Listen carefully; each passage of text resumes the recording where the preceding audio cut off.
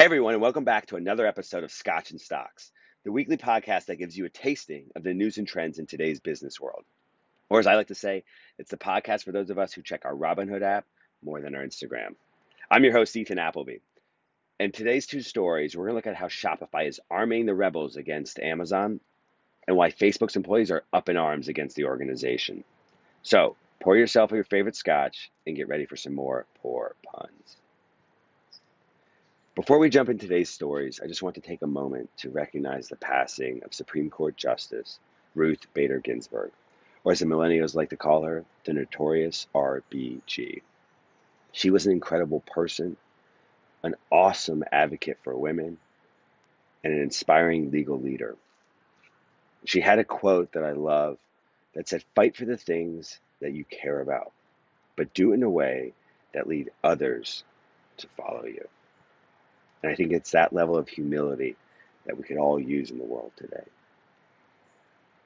All right, jumping into our first story. It's been a year since Shopify CEO Toby Luke said when asked if they were the next Amazon, no, they're building an empire where we are arming the rebels.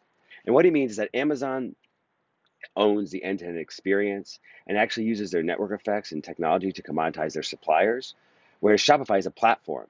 They don't interface with customers, but give these businesses, over 800,000 around the world, the tools to be able to power them to interact with their merchants and own that relationship directly. You see, love their mission, don't entirely agree with this statement. You see, by giving everyone the same tools, you're not really arming the rebels as much as you are profiting off the chaos that's created by everyone because of how easy it is for someone to copy another person. It increases the competition. It's really a race to the bottom in many ways.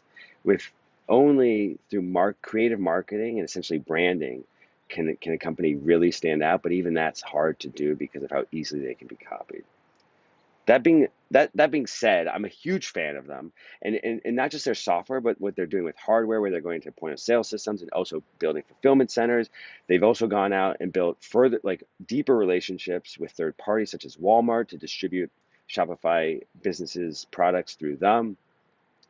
And so, the one area though that I see that will be hard to mimic or copy at any point is Amazon Prime. I mean, not even the big guys like Walmart have been able to do that successfully, and I don't see that. I think that is a big deficit that the merchants on Shopify have, and that they won't really be able to address because of how the system is set up. That being said, their stock has grown just under 300% since he made this statement in the past year, whereas Amazon's is up only 200%.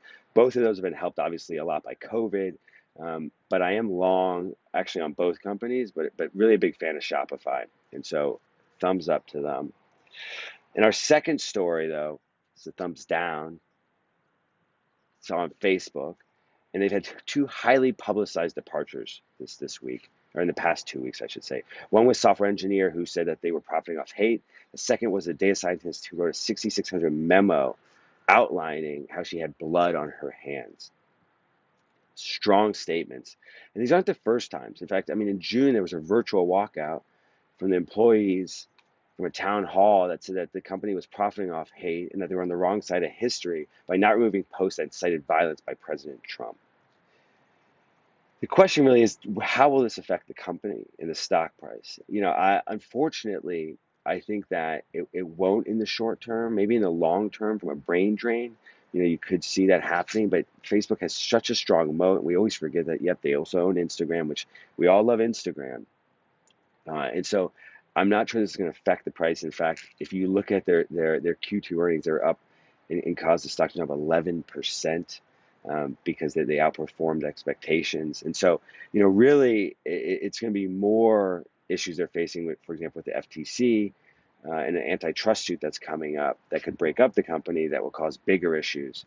But unfortunately, I don't see the employees being able to impact the stock price. So, all right, Brewers. Well, tune in for another episode of Scotch and Stocks. Come in next week as we talk about how it was snowing last week in New York City with Snowflake's big IPO and how Netflix is planning to ensure that you never reach the end of its library.